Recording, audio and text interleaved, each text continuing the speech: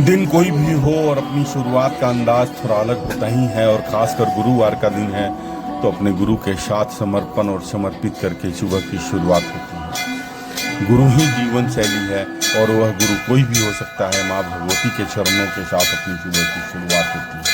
वंदन करना, अभिनंदन करना और जीवन को एक अलग सी शक्ति के साथ, एक अलग सी ऊर्जा के साथ जब अपने सूर्यदेव और आराध्य प्रभु के पास जब जाते हैं, उनसे समागम करते हैं, तो एक अलग सी मुस्कुराती हुई तस्वीर अपने मन स्थिति को मजबूत कर देती है। लेकिन मन स्थिति को मजबूत करने के लिए सबसे पहले जय जय श्री राम बोलना होगा। हमें लगता है कि हम लोग बहुत जल्दी हैं, लेकिन जब हम पार्क में आते हैं तो समझ में आता है शबों को हम लोग बहुत लेट हैं, बहुत लोग बहुत आगे होता है।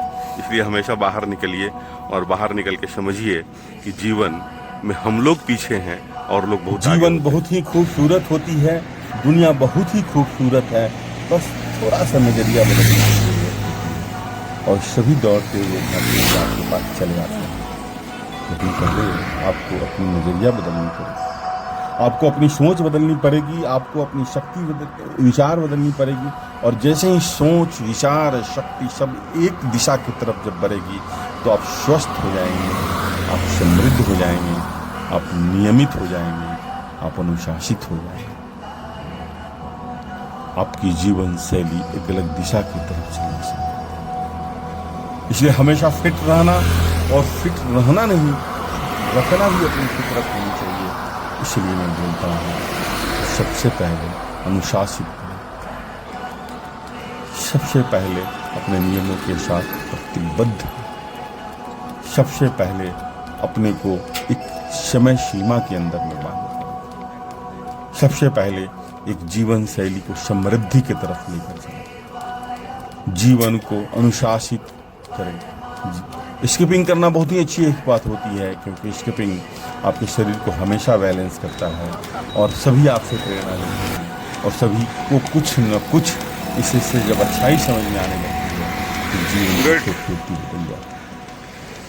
अपनी जीवन को एक समृद्धता की तरफ जब तक लेकर नहीं चलेंगे, जीवन समृद्ध नहीं होगा। जीवन समृद्ध करने के लिए सबसे पहले आपको अनुशासित होना है, सूर्यदेव से हमेशा समागम करना पड़ेगा, सूर्य की प्रतिमा के साथ अपने आप को प्रतिबिंबित करना पड़ेगा और जीवन देखिए कैसे अनिष्ट होगा। प्रेरणा स्वतः के लिए देनी होगी, लकीर स्वतः लंबी करनी होगी, लकीर स्वतः छोटी करनी पड़ेगी। लेकिन सबके लिए सबसे पहले सुबह जगना होगा और बाहर निकलना पड़ेगा, आलस को मारना पड़ेगा, अपनी लड़ाई स्वतः से लड़नी पड़ेगी। और जैसे ही स्वतः की लड़ाई स्वतः के साथ होने शुरू हो जाती है, विजय स्वतः की होती है, अंदर में बैठी हुई कमजोर स्वतः भाग जाती है। हम सभी किसी न किसी से प्रेरित होते हैं। जब हमें यह लगने लगता है कि मैं ही सबसे बड़ा हूँ, मैं ही सबसे फिट हूँ, मैं ही सबसे समृद्ध हूँ, बाहर निकलें, देखें, समझें, फिर समझ में आएगा मेरा जगह कहीं नहीं है और मैं बहुत पीछे हूँ। लेकिन प्रकृति आपको पीछे कभी खड़ा नहीं रहने देती है, प्रकृति आपको हमेशा साथ रखती है। आप पीछे रहो, आप आगे रहो, आप कमजोर रहो, आप बड़े हो, छोटे हो, कोई भेदभाव प्रकृति नहीं करती है। प्रकृति हमेशा सबों को उतनी ही ऑक्सीजन देती है, सबों को उतनी ही प्रकाश देती है, सबों को उतनी ही पानी देती है जितना आपका शरीर, जितनी आपकी शारीरिक क्षमता उसको पचा पाती है।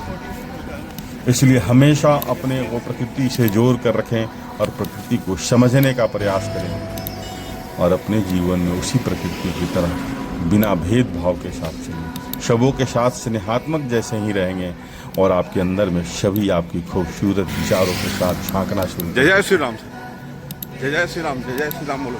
सभी अपने आपका इंतजार करते हैं, सभी मुस्कुराते हैं, सभी आपका वंदन करते हैं, सभी आपका अभिनंदन करते हैं। लेकिन आपको निश्चल होना पड़ेगा, निष्कपट होना पड़ेगा, बिना भेदभाव के रहना पड़ेगा, प्रकृति की तरह जय राम को न बड़ा रखना पड़ेगा, न छोटा, न समरूप बनाने की जरूरत होगी और माँ गंगे की प्रतिबिंब को समझनी पड़ेगी और अपने शरीर को स्वस्थ रखना पड़ेगा। इन सारी बातों को प्रत्येक दिन जब अपने जीवन में ला देते हैं, आप जीवन में ढाल देते हैं, जीवन में एक अलग सी समृद्धि आ जाती है। कमर के दर्द के लिए बहुत अच्छा एक्सरसाइज है। लोअर बेली बहुत फिट होता है। पोस्चर बहुत अच्छी होती है इस एक्सरसाइज करने से। शरीर बैलेंस होता है, चेहरे पर चमक। तो योग, किसी भी योग करने से, कोई भी एक्सरसाइज करने से चेहरे पे अद्भुत सी चमक आती है। और जैसे ही आपके बगल के लोग आपके साथ प्रेरणा देने की जरूरत होती है, जब आप ये मैं अभी शुरू किया हूँ करना, इस उम्र में मैंने यह शुरू किया है, आज तक मैं नहीं करता था। ये संभव कब हुआ? जब हमारे साथ बच्चे रहे, बच्चों ने मुझे प्रेरणा दी। और हमेशा प्रेरणा लेने की जरूरत होती है और शुभकामनाएं और आशीर्वाद देने की चीज़ होती है। मैं बार बार बोलता हूँ, जितनी शुभकामनाएं देंगे उतनी शुभकामनाएं मिलेगी, जितनी आशीर्वाद देंगे उतनी आशीर्वाद मिलेगी। वो किसी, क्योंकि जितनी आप सांस लेते हो उतनी ही सांस छोड़ पाते हो, जितनी छोड़ते हो उतनी ही ले पाते हो। इसलिए आप पहले दें आशीर्वाद, फिर पुनः ईश्वर से आपको आशीर्वाद मिलेगा। इन सब बातों का विचार जब करेंगे तो जीवन जीने का एक अलग से आनंद मिलेगा, जीवन में एक अलग सी लचक आएगी, जीवन में एक अलग सी समृद्धि आएगी। और वह लचक आपके जीवन को किसी भी जगह पर फिट करने में सहायक और सहायता देते रहते हैं। क्योंकि फिट रहना यह आपकी अपनी फितरत होनी चाहिए। फिट रहने के लिए आपके जीवन में जब तक समृद्धि नहीं आएगी, जीवन में जब तक मानसिक विचारों में जब तक समृद्धि नहीं आएगी, आप फिट नहीं हो सकते हैं। केवल शरीर से फिट नहीं होना है, मानसिक शक्तियों को फिट करना है।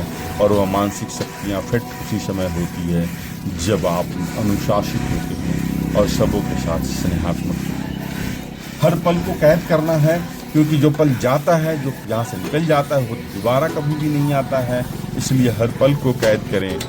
कैद करने, इस कैद से अपनी आने वाली भविष्य की जीवन शैली, करना भी नहीं चाहिए, भूत की जीवन अगर नहीं आइडिया है तो नहीं करना चाहिए। खूबसूरती से आंकलन कर सकते हैं और अपनी विषम से विषम परिस्थितियों में अपने जीवन को जागृत, जीवन के अंदर में जो बैठी है, अपने मन के अंदर में जन विचार बैठी है, उसको हमेशा प्रेरित और प्रेरणात्मक बना सकते हैं। आपकी जीवन शैली स्वतः के लिए प्रेरणादायक होनी चाहिए और स्वतः के लिए प्रेरणादायक बनने के लिए सबसे पहले मैं बार बार एक ही बात बोलता हूँ, अनुशासित होना पड़ेगा। किसी भी तरह की कोई मोटिवेशन की ज़रूरत नहीं होती है, अनुशासन स्वतः में मोटिवेशन बनती है। और जैसे ही यह एक्सरसाइज करते हैं, आपकी जीवन से नकारात्मक ऊर्जा का स्वयं पिंडदान हो जाता है, समापन हो जाती है। अगर कोई भी एक योग करने से आपके जीवन शैली में अगर नकारात्मक ऊर्जा होती है, कृपया योग न करें। योग का मतलब होता है जोड़ना। और माँ गंगे के प्रतिबिंब के साथ जैसे ही आप मिलते हैं, आपके जीवन में निश्चलता आ जाती है, निष्पाप आ जाता है, निरंतरता आ जाती है, शुद्धता आ जाती है, शांति आ जाती है। क्योंकि माँ गंगे हमेशा शुद्धता और शांति की खूबसूरत सी प्रतिबिंब है, जो हमेशा मन को निष्पाप, निश्चल, निरंतर, बहुत सारी बातों को समझाने के लिए माँ गंगे हमेशा अपने आप को गुरु के रूप में, सबों के साथ स्नेहात्मक रहना ही निष्पाप और निश्चलता का काम। सारे मित्र मन के साथ, क्योंकि कुछ मित्र ऐसे होने चाहिए जीवन में जो कि जिनसे आप दुनिया की सारी बातें कर सकते हो, जहाँ कोई तरह का रुकावट नहीं हो। और वह रुकावट उसी समय समाप्त होती है जब आप समृद्ध होते हैं और अपने विचारों में समृद्धता लाते हैं। माँ के साथ आलिंगन, माँ के साथ स्नेहात्मक, क्योंकि जिस उम्र में माँ खड़ी होती है उस उम्र में सब लोग अपने भाग में चलते हैं। लेकिन जो माँ अपने बच्चों को समय देकर अपने यहाँ तक लेकर आती है, उसके लिए समय नहीं होता है। माँ शांत हो जाती है, माँ शिथिल पड़ जाती है, माँ हमेशा अपने अंदर की कोह को मार देती है। इसलिए हमेशा माँ के साथ मनात्मक रहने, हमेशा अपने मन को नियंत्रित में लेकर नियंत्रण के साथ जैसे ही चलते हैं, माँ की अलग सी खूबसूरती, माँ की अलग सी प्रतिबिंब आपके मन को हमेशा सही दिशा की तरफ। किसी ने ईश्वर से पूछा था कि आशीर्वाद लेने से क्या फायदा होता है, उस समय समझ में आता है। ईश्वर ने कहा था आशीर्वाद ही है वो माँ देती है। आपकी चरित्र, आपकी जीवन माँ से मिलती है और माँ ही एक ऐसी शक्ति होती है जो हमेशा अपने मन से बच्चों के लिए शहीद हुआ। आप कितनी भी विषम परिस्थितियों में पड़े रहें, किसी भी तरह की दुर्व्यवहार करें माँ के साथ, माँ कभी भी उस पर अपनी गलत विचारों की प्रतिक्रिया नहीं दे सकती है, क्योंकि वो माँ है, महासागर है। शवों में ये स्नेह को, शवों की क्रोध को अपने अंतःकरण में समाहित करती है, वही होती है माँ। उसी विचारों से मैं प्रत्येक दिन अपने माँ को, अपने परिवार के सारे सदस्यों के लिए समर्पित होकर अपनी सुबह को निरंतरता के साथ लेकर चलता हूँ। जीवन हमेशा स्नेहात्मक बनाने की कोशिश होती है। इस उम्र में शरीर शिथिल पड़ जाता है, इसलिए अपने आप को, जो व्यक्ति खुद के लिए अनुशासित नहीं होगा वो किसी और को अनुशासन क्या दे पाएगा। जो व्यक्ति अपनी खुद की परिवार के लिए सुरक्षित नहीं कर पाएगा, वो देश को क्या सुरक्षित कर पाएगा। जो व्यक्ति अपने माँ का ख्याल नहीं रखेगा, दूसरी माँ को क्या समझेगा। सनातन में माँ का स्थान बहुत ही बृहत है, इसलिए हमेशा माँ के साथ स्नेहात्मक रहें, हमेशा भावनात्मक रहें। जीवन को हमेशा एक निश्चलता के साथ लेकर चलें। जीवन इसी का नाम होता है। जिस जगह पर माँ खड़ी है उस जगह पर हम सभी जाने वाले हैं, लेकिन कल किसी ने नहीं देखा है। कल की बेहतरी की उम्मीद हम लोग करते हैं, लेकिन उसकी आंकलन आज हम नहीं कर पाते हैं। इसलिए सबसे पहले आज की खूबसूरत पलों को याद करें और जीवन को हमेशा खुश रखें, हमेशा मस्त रखें और हमेशा व्यस्त बनाकर रखें। जीवन इसी का